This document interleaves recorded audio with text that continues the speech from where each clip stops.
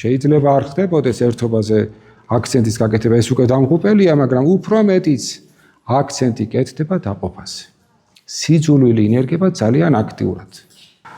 დაპირისპირება, ეგრეთ წოდებული ანტაგონიზმი არის ჩვენ საზოგადოებაში უკვე ძალიან ფესვ გადგმული და იმდენად მძლავრია უკვე ეს დაპირისპირება, რომ არათუ უცხო ადამიანებთან ხდება მიუღებლობა ამ უცხო ადამიანების, არამედ ჩვენ ვხედავთ ყოველ ოჯახში თითქმის შესულია ეს დაპირისპირება.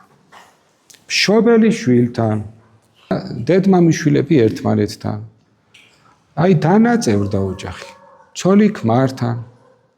იმდენად დიდი დაპირისპირება არის, იცით თქვენ რის გარშემო, პოლიტიკური საკითხების გარშემო.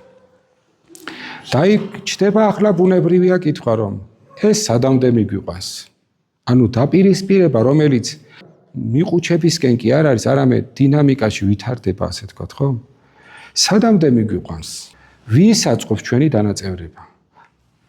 ჩვენს ქვეყანას აწყობს? არ აწყობს? ჩვენ ხო ვიცით, რომ დაყავი და იბატონეს პრინციპი არის. აწყობს მტერს, ეს შიდა მტერი იქნება თუ გარე მტერი იქნება. ამ თეორიებში ახლა არ შევალმე, მაგრამ რა მნიშვნელობა აქვს? ჩვენი ქვეყნის ინტერესი ეს არ არის, რომ ჩვენ ესოდენ დაპირისპირებულები ვიყოთ.